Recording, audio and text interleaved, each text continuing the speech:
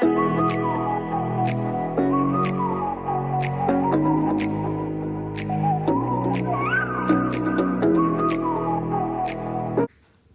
guys, welcome back to my channel. Today we're going to be reading Kumpung Boy.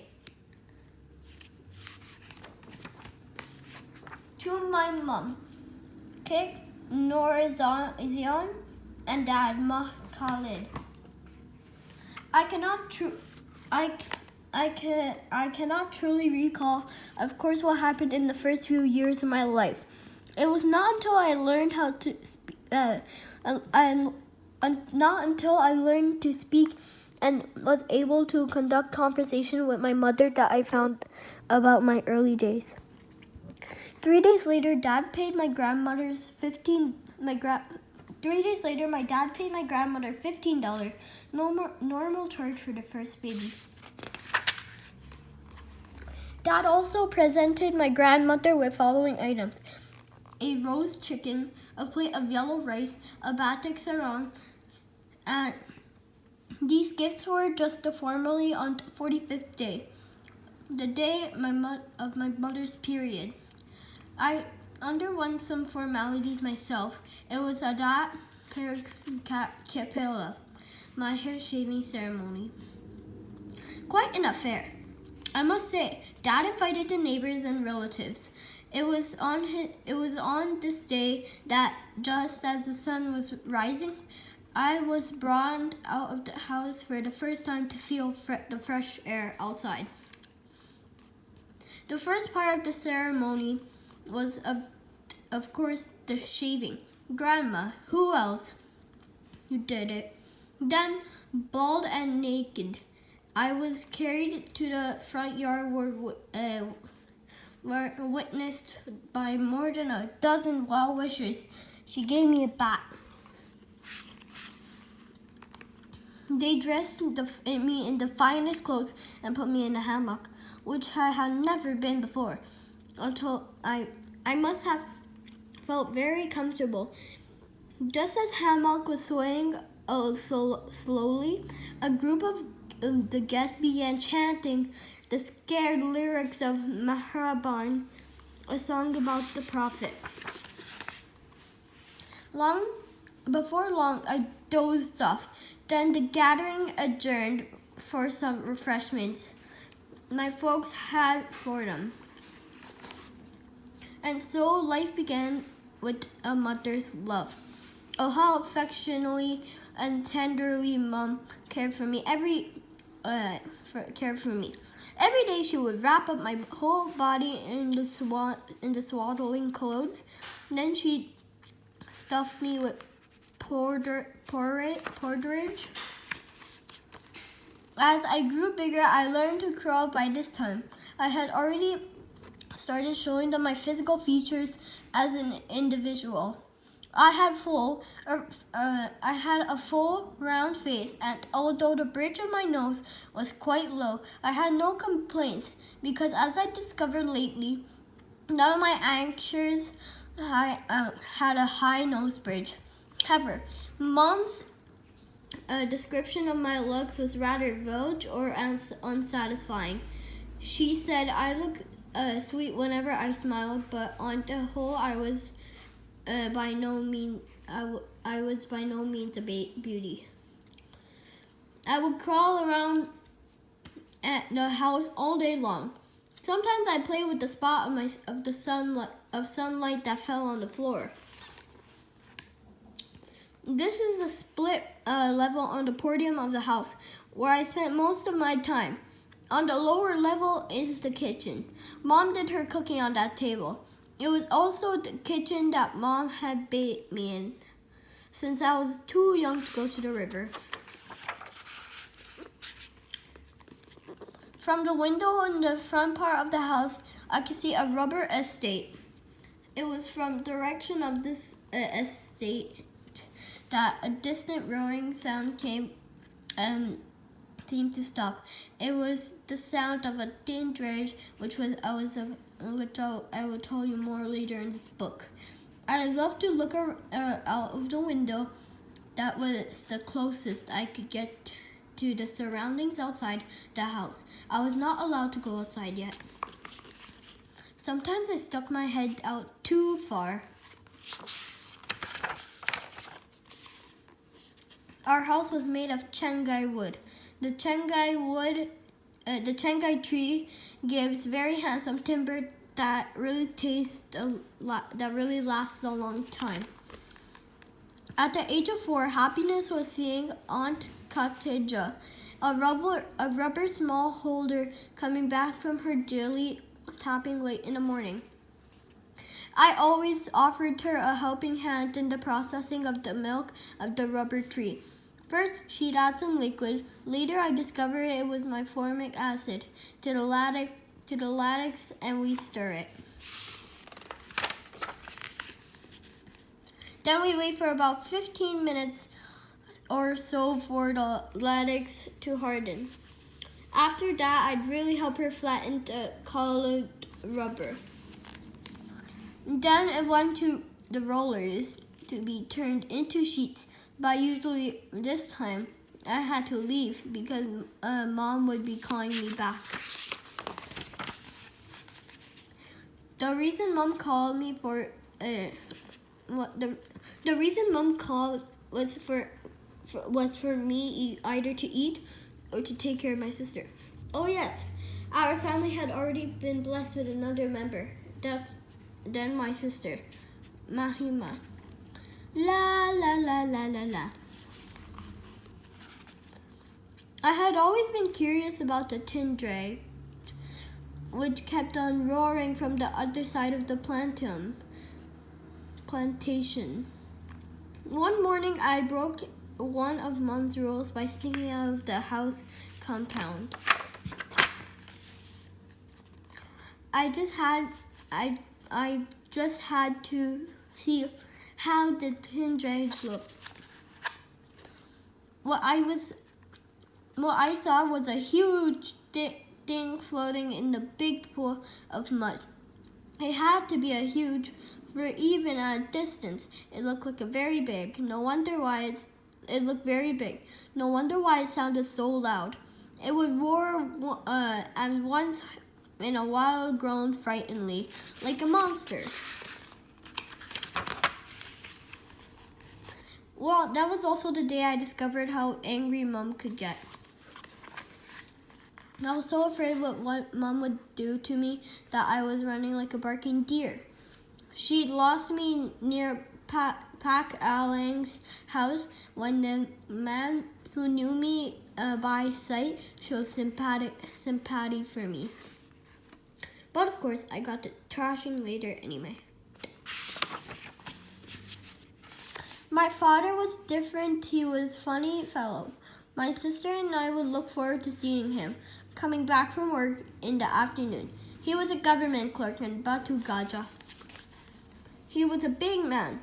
This was what he'd do first. He.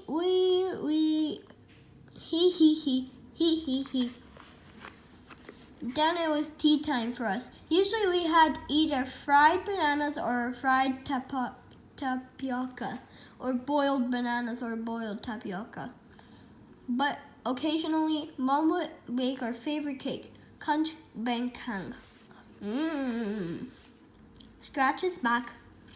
Mom baked us Mom baked Kunch Bangkang like this, with a fire on top and below because we didn't have an oven. The cake was cylindrical in shape and made of rice flour, coconut milk, egg, and palm sugar.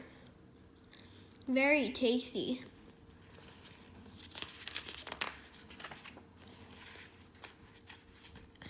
Then we'd fool around with Dad. As you can see, he was a very playful person. Just before sundown, it was bath time. This was another time we looked forward to when Dad would take us to the river not far behind the house. On the way, we'd often stop to look at weaver birds' nests that hung high on top of bamboo trees. I remember Dad was telling us an astonishing fact about the weavers. "These birds are clever," he said. "When the time comes for Mama Weaver to lay eggs, Papa Weaver will do anything to make her comfortable. He would catch a firefly at night and take it back to light up their home." Dad knew about such things. At the river, Dad would always try to impress us with his diving stunts. He would do several different styles.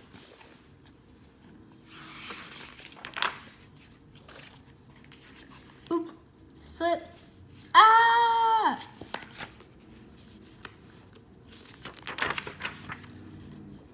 Nothing nearly that exciting at night. Mamuna and I would wait for Dad and Mom to finish their prayer before all of us had dinner. One special treat I enjoyed very much was joining Dad when he went out to do the monthly snopping for provisions. We would ride on his Elswick.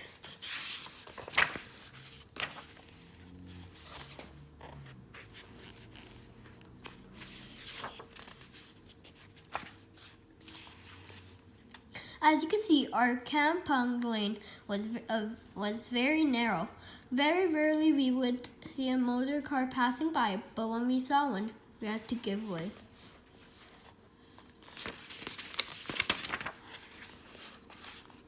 This is our town. Oh, government dispensary. This is our town. Next to dispensary on the left, it's Ahiu shop, where we do our shopping. And next door is a cloth dealer who is also a small-time goldsmith. On the right is an Indian eating shop, followed by a book shop, a rubber dealer, and a bicycle shop. Folks waiting for 5 o'clock bus, ice ball, Constable Simon, Bin Mat Aris, vegetable stall.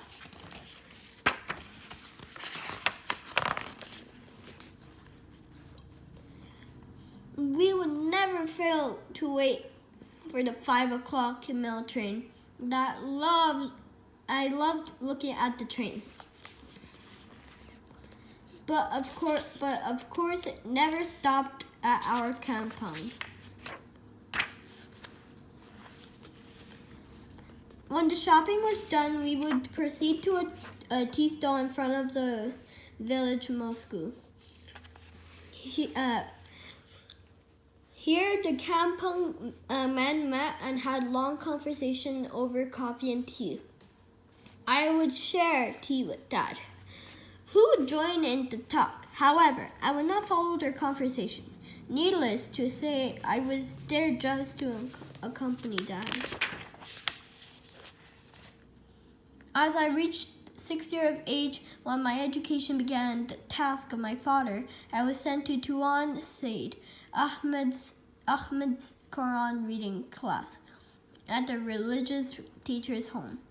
It was a must for children of my age to begin learning tajwid, the art of reading Arabic with the correct enunciation, so that we could master the Quran. Although it was earliest stage of my formal education, I must admit that I was not very happy to see Tuan Seed for the first time that afternoon. My enrollment in the class was done. In the traditional way, I could still remember clearly what happened. Dad handed over to Tuan Seed a bowl of gelatin rice, a fee of $1, and a small cane, and then said, "Tuan, I'm handing my son over to you. Hope that you'll teach him the Quran. Treat him as if he's your own child.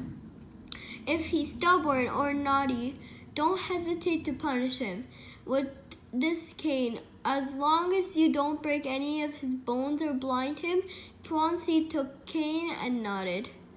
This ended the formality. but I noticed the teacher already had his own cane. And so I began a pupil of Tuan Seed Ahmed, who sat facing like this. Tuan Seed was particular about pronunciation, and we were supposed to pronounce exactly as the Arabs do. One thing I discovered about an afternoon class is when you tend to get sleepy. Whack!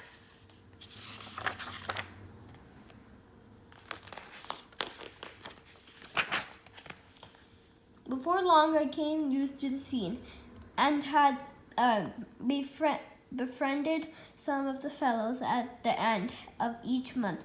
We paid the teacher for his service. Tuan Steve accepted any form of payment. Some of us would give him $1. Some gave 50 cents. Others gave a plate of rice or sugar. We could be like these three brothers. Here, the children of Mir Yusuf, who gave teachers firewood they picked on their way to class. Even that was all right. The children of Miao Yunsuf were in fact the best friends that I made. I was rather afraid of them at first because the way they talked and moved around led me to think they were rough. But I admired them for their knowledge of fishing, which seemed to be the most important thing in their lives. They always had interesting things to tell about the river and fishing and many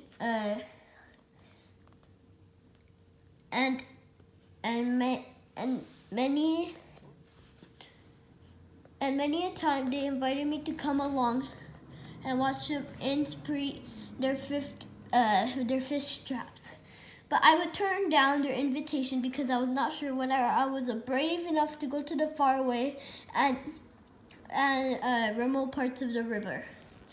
But Mir Din, the eldest of Mir brothers, would say to me each time before we parted, if you want to know the best spots for swimming and you want to learn fishing, follow us. One day I couldn't just resist.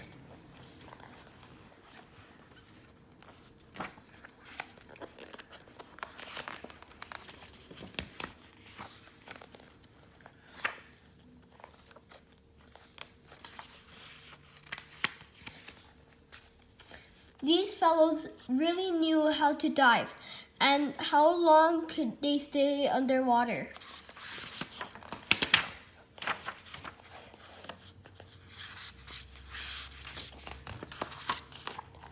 Oh! Hoi!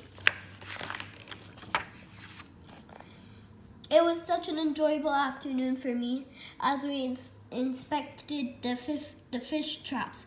I felt I was very lucky because these guys had invited me to join them.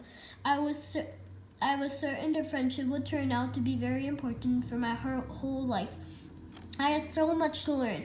I couldn't swim and I didn't know how to handle a fish, but I thought it was up to these fellows to teach me. I was extremely proud to be with them. We walked back by a different route. As we were passing a swampy area, Muradin pointed at some strange-looking plants I had never seen before. What do you think these are? He asked. I said, I don't know. Those are monkey pots, he said. There were pitcher plants, which had left them in shape of little jugs with lids. We had usually called them monkey pots. Why? Because, said Muradin, the know-it-all, when the little jugs are filled up with rainwater, the monkeys come and drink from them.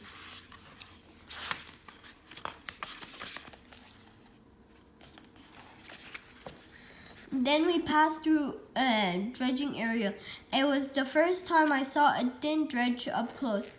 I told the boys that when I was younger, I was scared of dredge because I thought it was a monster. The fellows laughed. As far as I can remember, the first time I ever stepped out of the kampung was to attend the wedding of a male relative in our nearby village. My family and I were in the party that accompanied the groom to a kanaka ceremony at the bride's house. We went in 2 cars. The groom was driven in a Morris Minor belonging to a teacher's, and we followed in the dresser's Austin. Our party was very well received by the people at the bride's house. Although we arrived an hour late, bride's groom never arrived on time. And as I discovered in later years, it was truly big occasion, and there was a huge crowd outside by the house. As I entered, I could tell by the look of the handsome built house and its furniture that the girl was from a well-to-do family. Waiting inside were Kati, judge, while other guests and witnesses. There was no sign of the bridge because in this Akad Nikah ceremony, the only groom was needed by the Kati to sign the marriage papers.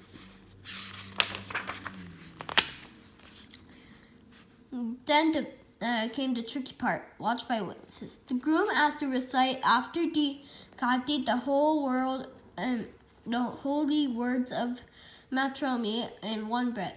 My cousin's case had to do 3 times because the witnesses weren't satisfied until the 3rd time.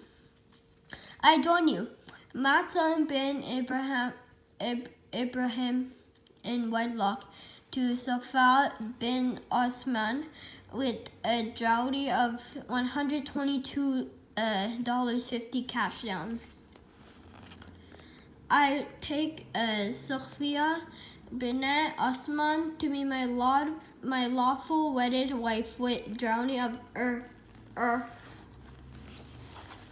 After our party left with the groom to go to another house to rest. Everything had been arranged earlier for this temporary stay at the house.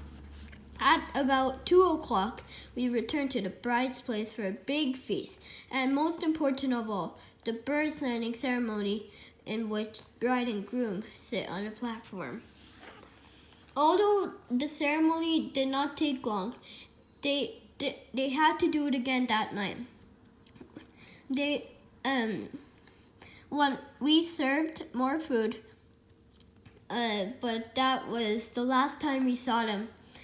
For after a second bird landing, about 8 p.m., the bride and groom were ushered into their bedroom and left alone. Suddenly, things outside began to swing. There was a loud, happy tune with a joget beat. We rushed out. There was a band and a group of dancing girls. This was really something. I had never seen anything like this before. Probably those girls were hired from a car bought away in Iha, a big town 30 miles away. And they were ready. The band was playing. All they needed now was for male folks to come up the stage, built temporarily for this wedding, and dance with them. And anybody could go up. To my surprise, it was Dad who went up first.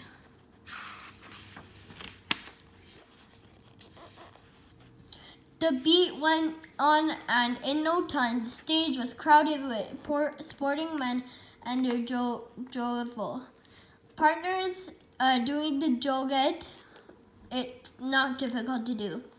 Just move your feet and slap your wings. They danced that night away. Dad was on the stage most of the time. On the whole, it was happy and it was a very happy occasion. But later at home, the atmosphere was not good. Mom was in a bad mood because she didn't like Dad dancing with the girls. From inside my kalambu, I could hear her whispering in anger. A father of two doesn't dance with cardboard girls. You know, that is meant for bachelors. Next time you do that, I'll go on stage and pull you by the ears. Dad kept quiet. At the age of 9, I began to feel that I was responsible. I was a responsible person. I had already started an extra class conducted by Tuan Si, where we learned how to pray. This picture, it shows Tuan Si teaching us the woods, a minor ritual ablution. It is the washing of face, hands, and feet before required every prayer. Oh yes, by this time we had already had another fellow in the family, my brother Abdul Rahman. As you can see, he enjoyed being taken for a ride on the spray of pingon tree. I was already able to do the shopping for Pravish. Mamuna and Abdul Rahman used to follow me. But most of the time I was missing from home because I would spend the whole day with my mere brothers. My family would only see me at dinner time. Dad and Mom were not in favor of this at all. And many at night, I became the subject of their discussions.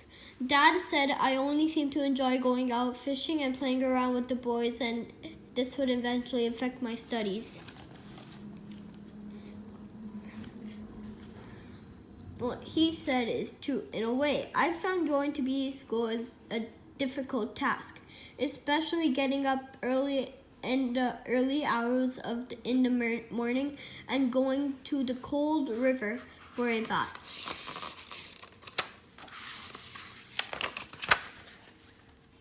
Before going on my way to school, it was important for me to look at my fish trap. In school, I was a quiet person. I'd rather be by myself. Even during school recess, I'd eat alone. Some boys would call me a dreamer. Thank you guys for watching this video. I hope you enjoyed it. If you did, make sure to like, comment, and subscribe. Bye! This is the iPhone 12 Pro Max.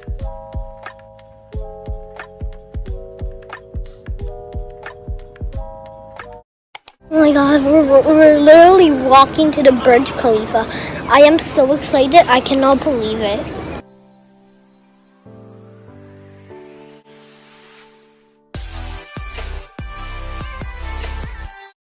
I just went to the Gucci store and I got this Gucci t-shirt